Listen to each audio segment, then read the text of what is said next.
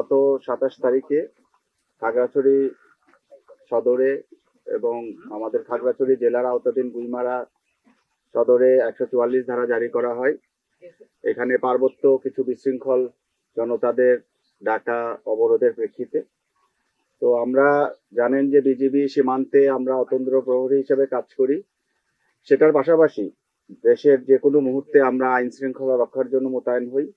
তো আমরা খাগড়াছড়ি সদরেও যেহেতু আইন শৃঙ্খলা পরিস্থিতি একটু অবনত হয়, তো সেটা মোকাবিলার জন্য আমরা বেসামরিক প্রশাসনের ডাকে আমরা সেনাবাহিনী এবং পুলিশের পাশাপাশি আমরা মোতায়েন হই।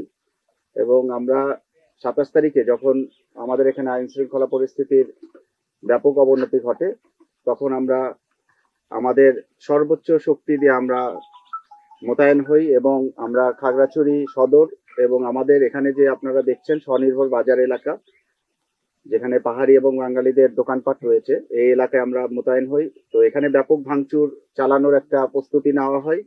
তো সেখানে আমাদের বিজিবির খুব দ্রুত পদক্ষেপের কারণে এই এলাকায় আমাদের নাশকতা সৃষ্টি করতে তারা সক্ষম হয়নি এবং আমরা পাহাড়ি বাঙালিদের মধ্যে যে সংঘাত, এটা আমরা অনেকাংশে প্রতিহত করতে সমর্থ হই। তো এই ধারাবাহিকতায় আমাদের বিজিবি কার্যক্রম অব্যাহত রয়েছে। আমরা খাগড়াছড়ি সদর এবং আমাদের এর আশেপাশের এলাকায় আমাদের বিজিবির প্রায় 10 প্লাটুন সদস্য মোতায়েন আছে এবং স্ট্যান্ড বাই হিসাবে আরো 4 প্লাটুন সদস্য মোতায়েন রয়েছে। এবং গতকালকের ঘটনাও আপনারা জানেন যে গুইমারাতে আমাদের বিজিবি সদস্য এবং সেনাবাহিনীর ওপরে ইট পাটকেল নিক্ষেপ করার প্রেক্ষিতে আমাদের বিজিবির 4 জন সদস্য অফিসার সহ 4 জন সদস্য আহত হয়েছে। তো এই কারণে সার্বিক পরিস্থিতি এখনো নিয়ন্ত্রণে আমাদের রয়েছে।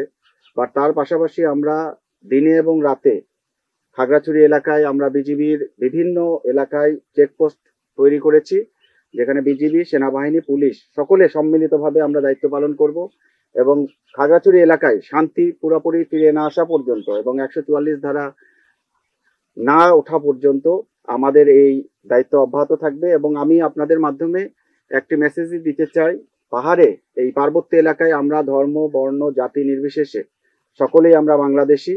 তো আমাদের সকলের দায়িত্ব হবে এই এলাকার শান্তি সম্প্রীতি বজায় রাখা এবং এই পার্বত্য এলাকায় যাতে আমরা সকলে শান্তিতে সুন্দরভাবে বসবাস করতে পারি সেটা নিশ্চিত করা। এবং সেই লক্ষ্যে আমরা বিজিবি সর্বোচ্চ শক্তি নিয়োগ করব এবং আমরা সিভিল প্রশাসন সহ সেনাবাহিনীর পাশে আমরা আছি এবং আমরা সার্বক্ষণিক দিনে এবং রাতে আমাদের দায়িত্ব পালন করে যাচ্ছি।